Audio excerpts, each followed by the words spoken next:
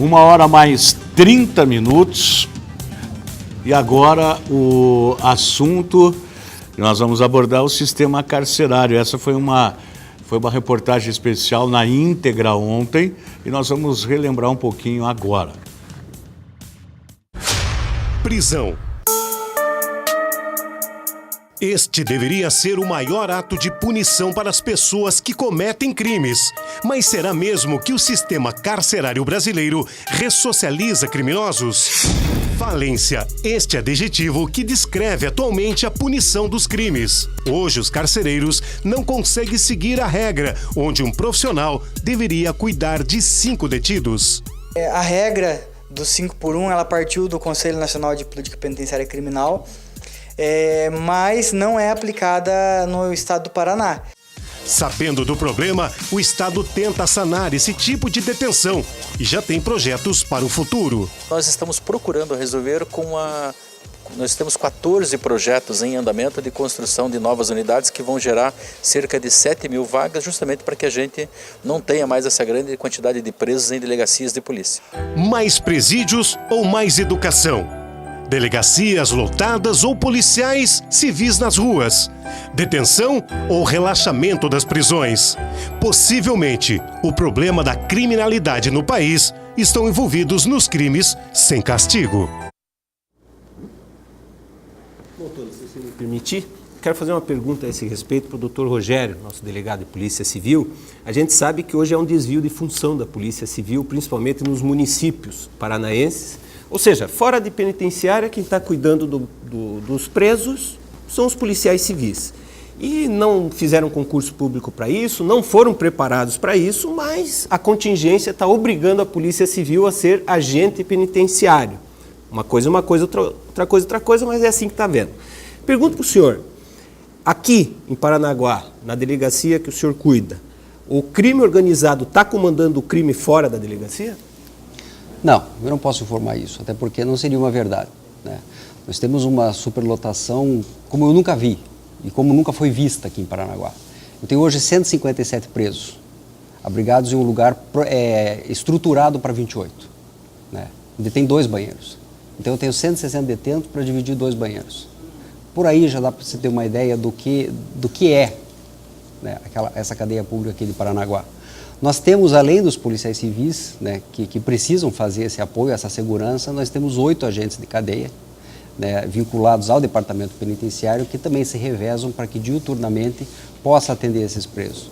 Mas a vigilância sobre eles é constante, Seria um exagero afirmar que o crime organizado dentro da cadeia de Paranaguá está organizando e determinando ações fora dela. Não está? Não. E com essa superlotação, ela decorre de ausência de competência do Estado, né? De poder encaminhar esses presos para a penitenciária, mas até que ponto é a falta de vagas em penitenciárias que faz superlotar as delegacias e até que ponto talvez uma demora dos órgãos de justiça, como o Ministério Público e Judiciário, para resolver a questão e para, de fato, sentenciar e tirar da delegacia. O que o senhor, na sua experiência, dá de peso para cada uma dessas 2 deficiências? A responsabilidade é de todos, né? Eu vejo um empenho muito grande por parte do Poder Judiciário e do Ministério Público no sentido de fazer as vistorias mensais que são feitas na cadeia de Paranaguá, religiosamente são feitas, né? Coisa que eu pouco vi em outras cidades onde atuei, né? Além disso, nós sempre, mensalmente pelo menos, a gente oficia explicando qual é o panorama da cadeia pública de Paranaguá e solicitando vagas. A gente pode até entender que lá em Curitiba, em Piraquara, ou seja onde for, não existem vagas para absorver os presos, até porque a gente vê isso no estado do Paraná inteiro, né? Mas dentro daquilo que cada um pode fazer dentro da sua esfera de atuação, a gente está fazendo. E o senhor tem tido alguma notícia de que esse panorama ruim pode mudar nos próximos meses? Infelizmente não. Então, assim, se por um lado a polícia faz o trabalho dela de prender, né, a gente precisa desse apoio, dessa retaguarda do Estado para retirar, né? Porque não adianta nada, veja bem, você colocar 160 presos praticamente numa cadeia e de repente você ter motim, de repente você ter fuga, cai por terra todo o trabalho de investigação feito. E aí tem que começar do zero tudo de novo. Eu queria perguntar para o comandante Barroso, até para fazer um esclarecimento, a população tem comentado muito sobre um assunto. Eu faço a pergunta para o senhor, é verdadeira a presença de integrantes de facções criminosas hoje na cidade de Paranaguá? A gente ouve falar muito sobre isso, que estão infiltrados, não vou nem dizer, mas mais na região sul da cidade. Existe isso de fato? Esses caras estão comandando a criminalidade aqui na cidade de Paranaguá e a gente tem ouvido falar muito sobre isso, às vezes até com armamento pesado que foi verificado em assalto à agência bancária recentemente, lá em Ipanema, né? E, enfim, a Polícia Militar vê dessa forma ou a população está preocupada demais? Não. Nós não temos notícia de atuação infiltrada ou migratória de facções criminosas, não só em Paranaguá quanto no litoral. Nós tivemos 2 episódios de arrombamento de agências bancárias, de caixas eletrônicos, recentemente em Ipanema, né? Nós tivemos um outro episódio, numa época bem mais remota ali, em meio à Operação Verão, que foi em Guaraqueçaba, né? Inclusive dos autores daquele arrombamento, né, foram presos pela Polícia Civil. E agora, no que diz respeito à facção criminosa, não.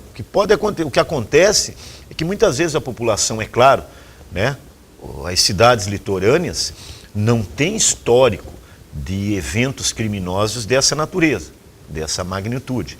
É claro que os criminosos que procedem a essa prática, eles procuram escolher locais tranquilos, de forma inopinada, né? Então, muitas vezes a população vê um evento dessa magnitude, utilização de armas automáticas, a gravidade com que se cometeu o arrombamento, utilização de explosivo, maçalico, então associa-se a essa, digamos assim, essa potencialidade criminosa, associa-se à existência de facções criminosas.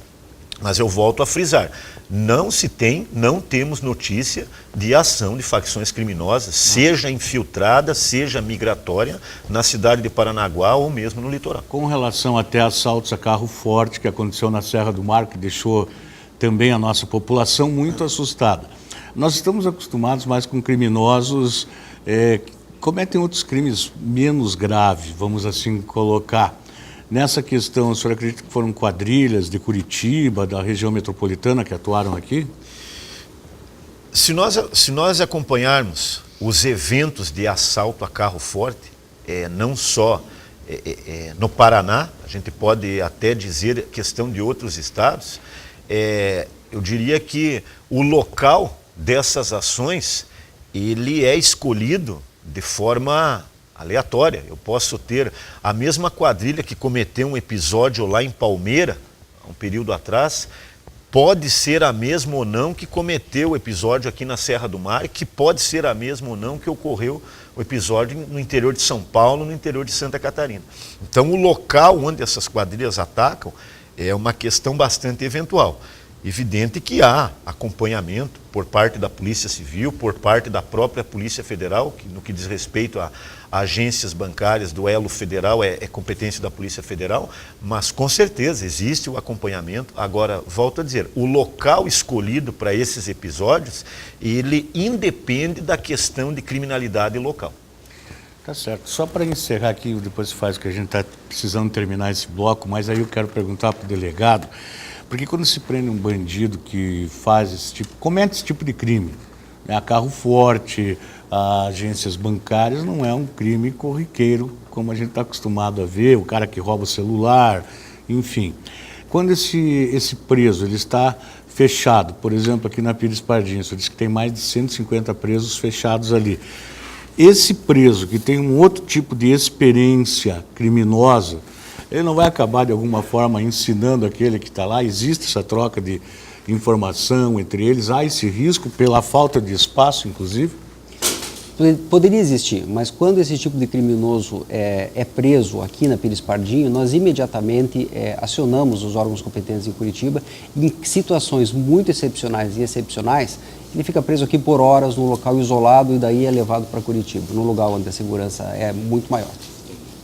Bom, nós vamos para o intervalo comercial, ao seu, Edilson, e daqui a pouquinho nós vamos voltar com o último bloco, um assunto também importantíssimo com relação à participação do poder público também na segurança dos municípios. A gente já volta.